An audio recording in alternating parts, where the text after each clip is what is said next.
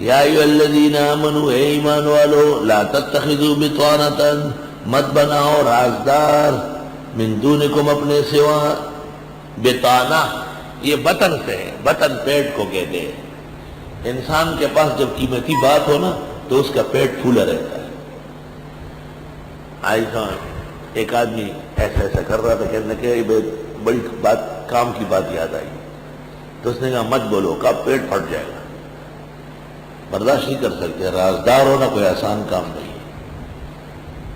3 آدمی رازدار ہونا ضروری ہے، عالم، ڈاکٹر اور پولیس والا، یاد رکھیں، سخت رازدار۔ عالم کو لوگ اپنی باتیں بتاتے ہیں، گھر کی بتاتے ہیں، وہ پھر سب کو کہتا رہے گا تو لوگوں کی عزت رہ جائے گی۔ اور ڈاکٹر کے پاس بیمار آتے ہیں، غریب سب بتاتے ہیں۔ اللہ اکبر۔ 3 آدمی رازدار ہونا ضروری ہے، ایک ڈاکٹر، دوسرا عالم اور تیسرا خاون، اور کبھی کبھی پولیس والا۔ راز رکھنا کاملین کا کام ہے۔ ناقص آدمی اپنے آپ کو بھی ننگا کرا دیتے ہیں، اوروں کو بھی بے آبرو کر دیتا ہے۔ اے ایمان والو، مت بناؤ رازدار، من دونکم اپنے سوا، وہ اپنے لوگوں کے علاوہ اوروں کو راز کیوں دیتے ہیں؟ ایک بادشاہ نے وزیر کو کوئی راز کی بات کہی اور کہا کسی کو کہنا نہیں۔ وزیر نے کہہ دی، بادشاہ نے کہا کیوں بتائی؟ تو بہت بھاری تھی، پیٹ پھٹ رہا تھا۔ کہا کتنی بھاری تھی؟ کہا اتنی بھاری تھی کہ بادشاہ سے بھی نہیں رہی گئی تھی، اس نے بھی مجھے بتائی تھی۔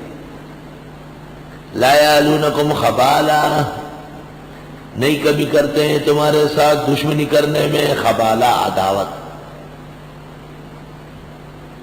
یعلونکم کمی کرنا، ودوا ما عنتم یہ چاہتے ہیں وہ جس سے تم تکلیف میں ہو، ذالک لمن خشی العنت منکم ولو شاء اللہ لأعنتکم،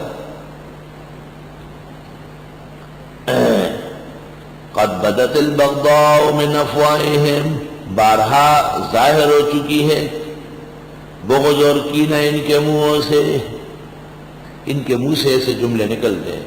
وما تخفی صدورہم اکبر، اور جو چھپاتے ان کے سینے وہ بڑھ کرے، قد بینا لکم الآیات، ہم خوب بیان کرتے تم کو آیتیں، ان کنتم تعقلون اگر تم عقل رکھتے ہو۔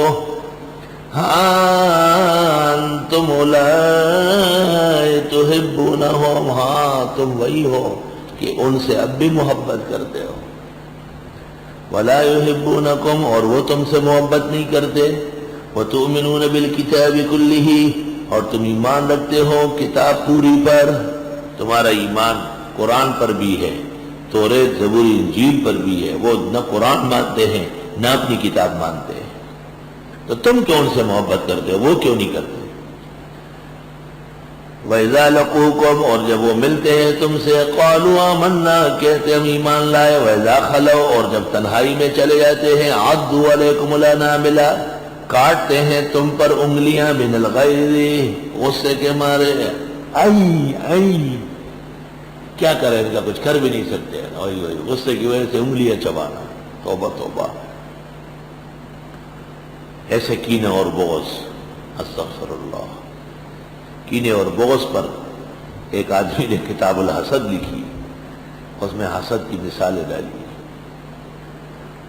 حاسد ہمیشہ آگ میں ہوتا ہے کیونکہ وہ بدخواہ رہتا ہے اور خدا کی نعمتوں سے خفا ہوتا ہے۔ حسد اور کینے کے ہوتے ہوئے کسی کی نیکی نہیں دے سکتی۔ بہتر ہے کہ جس کے ساتھ حسد آتا ہے تجھے ان کے لیے اور نعمتوں کی دعا کرو۔ قُلْ مُوتُوا بِغَيْظِكُمْ، آپ فرمائیے مر جاؤ اپنے غصے میں، ان اللہ علیم بذات الصدور، بے شک اللہ خوب جانتے ہیں دل کے راز اور بید۔ ان تمسسکم حسنۃ تسؤہم، اگر پہنچ جائے تم کو بھلا تو ان کو ناگوار گزرے، وَإِن تُصِبْكُمْ سَیِّئَةٌ، اور اگر پہنچے تم کو برائی، یفرحوا بہا، خوش ہوتے اس سے، یہ حسد کی وجہ ہے۔ وَإِن تَصْبِرُوا، اور اگر تم صبر کرو، وَتَتَّقُوا، اور بچ کے رہو، لَا يَضُرُّكُمْ كَيْدُهُمْ شَيْئًا، نہیں بگاڑ سکتی ان کی سازش تمہاری کچھ بھی۔ ان اللہ بما یعملون محیط، بے شک اللہ ان کے اعمال کو گھیرے ہوئے ہے۔ یہ قبائح اہل کتاب کے اور درمیان میں جو مستحق تھے ان کے مدائح، اور مسلمانوں کو احتیاطات، اور مسلمانوں کو بعض مسائل پر تنبیہات۔ اصل مسئلہ وہ تو جہاد فی سبیل اللہ کا ہے، جو توحید اور رسالت کے لیے مفید ہے، اور مجاہد کی تربیت بقرہ میں کی گئی۔ اب اس مجاہد کو آزمانا ہے کہ وہ لڑ بھی سکتا ہے یا نہیں۔ چنانچہ یہاں سے اسلام کی ابتدائی 2 جنگیں، بدر اور احد کا بیان ہے۔ بظاہر اول احد کا بیان ہے، لیکن اس ضمن میں بدر کا بیان ہے، اس لیے کہ احد کے غزا میں عبرت زیادہ ہے اور مسلمانوں کا نقصان بہت ہوا ہے، اور شکست کو اللہ نے اخیر میں فتح میں تبدیل کیا ہے۔